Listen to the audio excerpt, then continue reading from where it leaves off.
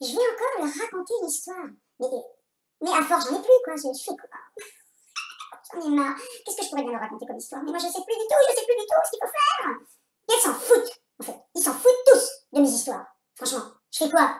Bah, j'essaie quand même de raconter un petit peu la petite histoire. Avec l'accent pied noir. Allez, on y va. Allez, c'est ma fille, tu te racontes là. Vous voulez encore une autre histoire? Oui, vous voulez que je vous la raconte avec l'accent pied noir? Eh bien, je vais vous la raconter avec l'accent pied noir. D'accord? Alors, figurez-vous, j'avais 16 ans. J'avais 16 ans et je sortais en boîte. Ben oui, je suis sortie très jeune. Et donc, après la boîte, on va pas s'étaler sur la boîte de nuit, ce que tu as fait, ce que tu n'as pas fait. Donc, alors, je sors de la boîte de nuit avec tous mes copains, mes copines. Il est 4 heures du matin, hein, à peu près, voilà. Et à 4 heures du matin, on a décidé, comme d'habitude, d'aller boire le café, manger la soupe à l'oignon chez un copain qui habitait à 20 km de ma ville. Voilà, alors on s'en va en voiture. Non, je conduisais pas à 16 ans. Tu conduis pas à 16 ans, arrête un peu. Alors, on part en voiture. Voilà, il y avait 20 km, hein, on arrive chez le copain. Et c'était quand même en automne ou en hiver, je sais pas, il faisait pas beau, hein, il avait plu. C'est rare chez nous, il pleut pas, hein, ici, mais enfin bon, il avait plu, il pleuvait, voilà. On arrive chez le copain, donc il est 4 heures, on arrive, il est, je sais pas, 4h30, allez, à tout casser. Et là, on boit le café, on est saoul, oui, on est saoul, oui, j'avais le droit aussi de me bourrer la gueule, hein. Voilà, on fait ce qu'on veut, hein. Ah oui, c'était pas la nisette, hein, c'était pas la nisette, mais voilà. Donc, on boit le café, là, hein, le café, là, oui. Et donc, blabla, hop, on s'en va. On s'en va, on monte dans la voiture avec le copain qui conduisait. Il devait avoir 18 ans, hein, 19, je sais pas, moi, hein, à tout casser, hein. On monte dans la voiture. Et dans la voiture, on devait être 5 à peu près, je sais plus, on était 5. À l'époque, on faisait ce qu'on voulait, hein. D'ailleurs, je fais toujours ce que je veux, hein, d'accord? Donc, on monte dans la voiture et il prend un chemin boueux. Il dit, on prend un raccourci, hein. Alors, prends ton raccourci, moi, je connais pas, hein. Alors, il prend le raccourci et au bout du chemin, il y a une rivière, dis donc. Tu le crois, toi? Et moi, je lui dis, mais tu vois pas qu'il y a la rivière, là? On peut pas passer, tu n'as pas une voiture amphibie. Il dit, allez, laisse-moi tranquille. C'est ma ville, mon village, quoi. Parce que c'était pas une ville, hein. C'était un petit patelin de rien du tout. Il me dit, là, je connais. Il n'y a jamais de rivière ici. Bien, si tu le dis, je te crois, hein. En attendant, ce que je vois, c'est quand même pas, je sais pas, c'est quand même pas un banc de sable non plus, hein. Bon, enfin, bref. Il me dit, il n'y a pas de rivière, c'est simplement qu'il y a une crue parce qu'il a plu et de l'eau, il n'y en a pas. Il n'y a pas beaucoup d'eau. Bon, eh ben, roule, mon fils. Roule, tu as raison. Et il commence à rouler dans l'eau. Et tu as l'eau qui arrive quand même jusqu'au-dessus des roues. Eh oui, c'est pas une rivière. C'est quoi si c'est pas une rivière? Donc, jusqu'au-dessus des roues. Et là, d'un coup, qu'est-ce qui se passe? Heureusement, on n'était pas loin de la berge encore. Hein. Eh ben oui, il y a eu l'eau profonde de suite là. Hein. Et le moteur, il se noie, et la voiture, elle s'arrête, et nous, on est comme des cons dans la voiture, dans la rivière, pas loin de la berge. Et là, il nous dit, sortez de la voiture, je vais essayer de la redémarrer. Ah ben, tu parles, oui, elle redémarre, hein, si on n'est pas là, peut-être qu'elle va redémarrer. Et là, j'étais avec une copine, hein, toutes les deux, on était habillés, imaginez, la tenue de soirée, de boîte de nuit, hein, on n'était pas non plus en tenue de pêcheur, hein. Non, on était maquillés à outrance, enfin, et la tenue de soirée. Hein. Enfin, du coup, on arrive quand même à sauter sans tomber dans l'eau, hein, pour une fois, et on arrive sur la berge, voilà, pleine de boue, dégueulasse, et le gars, là, à un moment donné, à force d'insister, il fait démarrer la voiture quand même, hein, il fait démarrer la voiture, il arrive à sortir de la rivière, hein. Alors, je sais pas comment il a fait, je pense que le bon Dieu, moi j'y crois pas, mais là, il est venu l'aider, et il sort de la rivière. Il reprend le chemin tout boueux, et là, il fait quoi? Allez, à tout casser, il fait 2 mètres. Et là, la voiture, elle cale. Il dit, aïe, il va falloir qu'on la pousse. Et oui, pour la faire redémarrer, la voiture. Tu qu'à la pousser. Il dit, qui c'est qui veut monter au volant? Moi, ben, j'avais jamais touché à une voiture, je savais pas du tout comment passer les vitesses. mais je me suis proposé bonne âme, parce que ça me faisait rire et je voulais conduire. Voilà. Alors je lui dis, je fais comment? Je monte au volant, je m'assois, et je lui dis, je fais comment? Il me dit, je t'explique. Tu appuies sur la pédale d'embrayage, et tu appuies sur la pédale d'accélérateur, tu lâches tout doucement la pédale d'embrayage en accélérant tout doucement. Je lui dis, c'est facile, laisse-moi faire, j'ai tout compris, je fais. Et nous, il dit, pendant ce temps-là, on pousse, dès qu'on te dit d'accélérer, de lâcher la pédale, tu le fais. Ok, c'est facile, hein? Et attends, il faut pas sortir de Saint-Cyr non plus pour lâcher une pédale doucement, accélérer doucement, hein? Voilà. Et les gars, ils étaient derrière, comme de cons, vas-y que je te pousse, ils dit, vas-y, accélère. Aïe, aïe, aïe, ma fille. Aïe, aïe, aïe, ma fille. J'ai lâché la pédale d'embrayage à toute bise en accélérant. Les roues derrière, elles sont comme ça. Eh ben oui, sur place, elles ont tourné comme des folles. Et les gars derrière, ils étaient crépis debout. Et ils étaient debout toujours, oui, mais crépis. Et ils gueulaient, mais t'es con, mais t'es con. Eh ben oui, j'ai fait patiner la voiture. Qu'est-ce que tu veux que je te dise? Elle n'a pas démarré d'ailleurs, hein.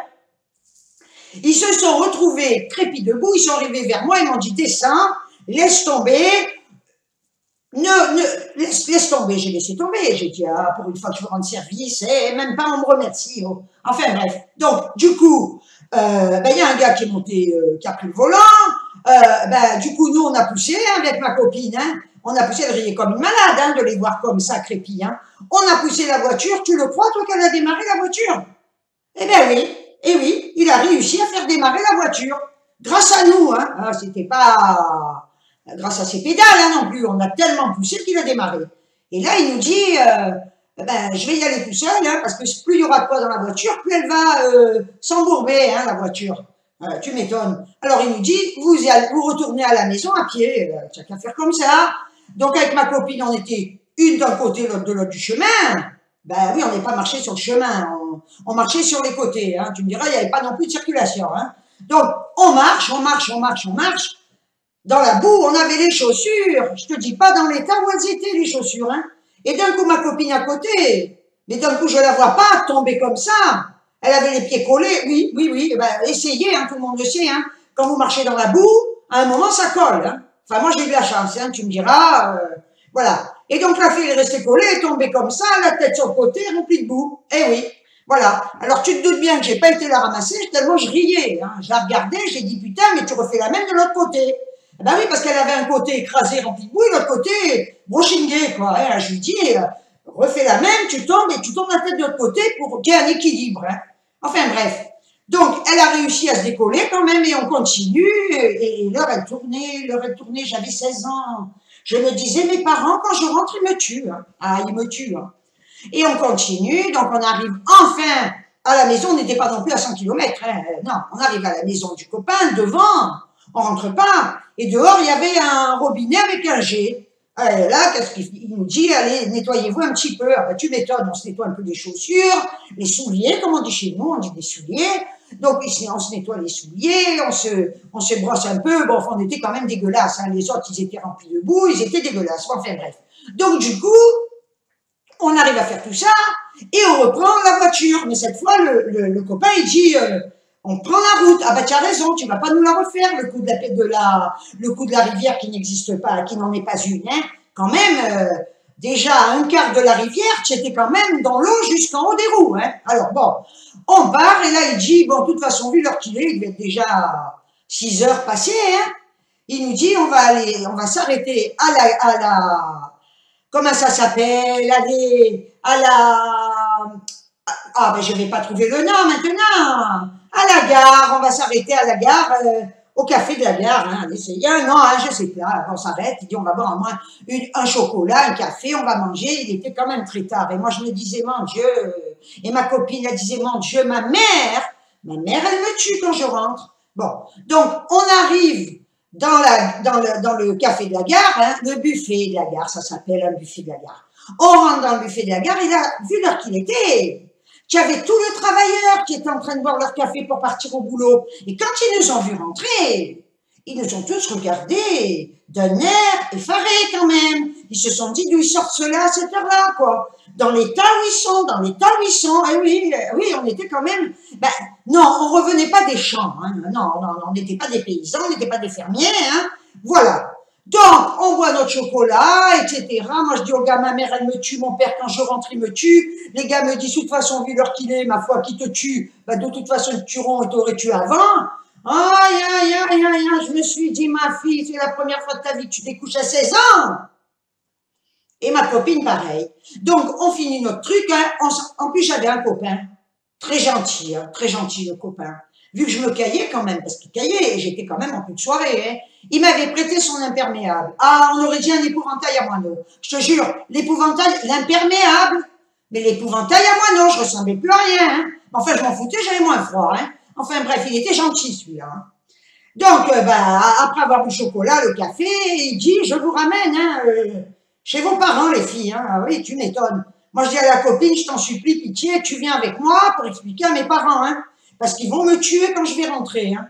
Et elle me dit, non, attends, comme on habitait l'une en face de l'autre, hein, elle me dit, écoute, fais-moi plaisir, avant qu'on aille chez toi, on s'arrête chez moi, et comme ça, tu expliques aussi à ma mère. Hein. Alors, donc, je lui dis, si tu veux, bonne âme, hein, je lui dis, si tu veux. Donc, on va chez sa mère, quand elle nous a vus, parce que quand elle nous a vus rentrer, toutes les deux dans l'état où on était, mais elle a pourri sa fille, elle y a tapé dessus, hein, elle y a tapé dessus, j'ai dit, elle y a donné, devant moi, j'ai voulu lui expliquer, elle m'a dit, toi tu t'en vas, hein, sors de là, hein, elle me dit à moi, tu entraînes ma fille, où je l'entraîne, sa fille, je l'ai pas entraînée quand même, j'ai pas mis un revolver pour lui dire, sors avec moi, hein. Bon, donc elle m'a dit, dehors, et je veux plus que tu fréquentes ma fille. Ah, ben, laisse tomber, et moi je rentre chez moi, toute seule, avec la peur. Je me dis, c'est parce qu'il y a savoir quand même que mon père, il prenait de bonne heure le travail, et que ma mère, elle travaillait à l'hôpital. Hein. Donc je savais qu'en principe, ils ne devaient pas être là. Mais je me suis dit, ils doivent m'attendre. Ils doivent être morts d'inquiétude, quoi. Donc j'arrive à l'appartement de mes parents. Je rentre en me disant, prépare-toi. Ils m'avaient jamais tapé de ma vie. Hein. Pas... Ah, sur ma vie, jamais ils m'ont tapé, mes parents. Hein. Ça, jamais. Non, ils nous aimaient tellement, ils ne tapaient pas. Ils me disputaient, des fois, je le méritais. Et là, je me disais, mon Dieu, si tes parents t'attendent, pour de bon, là, cette fois, ils vont te tuer. Je rentre chez moi, mon vieux. Il n'y avait personne. Hein. Aïe, aïe, aïe, ils étaient tous partis au travail. Hein. Mais je me suis dit, ma fille, c'est reculer pour mieux sauter. Parce que là, quand ils vont arriver du travail, ils vont te la donner, la rousse. Ils vont te la donner. Donc, je me mets dans le lit, je me déshabille. Hein.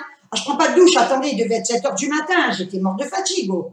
Je me déshabille. Bah oui, je vais pas rentrer dans le lit avec les chaussures pleines de boue et habillée. Je me déshabille et je me mets dans le lit. Et voilà, et là, je m'endors à peu près. Je vous jure, ça faisait, je sais pas, 10 minutes que j'étais rentrée.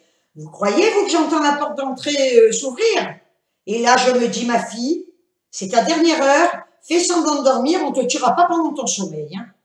Donc, j'entends, et j'avais les yeux comme ça, un petit peu entrouverts, et je voyais quand même, et je vois qui? Mon père arriver dans la chambre. Il me regarde, et comme il a vu que je dormais, il croyait que je dormais, le pauvre, il est reparti, travailler, il était rassuré, je sais après qu'il a rassuré ma mère, mais quand ils sont rentrés, mon père, le pauvre, il a rien dit. Mon père, c'était un trésor, ma mère aussi d'ailleurs. Hein. Mais ma mère, elle m'a dit, maintenant, ma fille, tu vas m'expliquer ce qui t'est arrivé. Hein. Parce que là, tu as découché à 16 ans. On découche pas de la maison quand même. Hein. Déjà, tu sors, tu fais la fête, tu en as marre.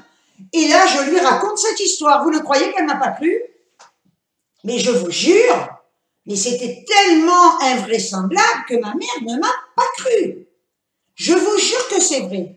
Elle s'est dit, mais où ma fille va chercher tout ça, quoi? Elle a quand même une imagination débordante pour inventer une histoire pareille. Hein.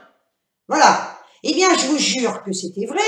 Et alors, quand je suis arrivée à l'âge de 20 ans, à peu près, elle m'a pas tapé, hein, personne m'a tapé, hein, ils m'ont pas puni non plus, hein, mais j'étais tellement rebelle, de toute façon, elle pouvait rien. Hein. Ma mère, elle m'a dit, mais tu arrêtes un peu maintenant, hein. Ben oui, j'ai dit, maman, je te jure, jamais plus je découche, hein. J'ai pas fait exprès, là, non plus, hein.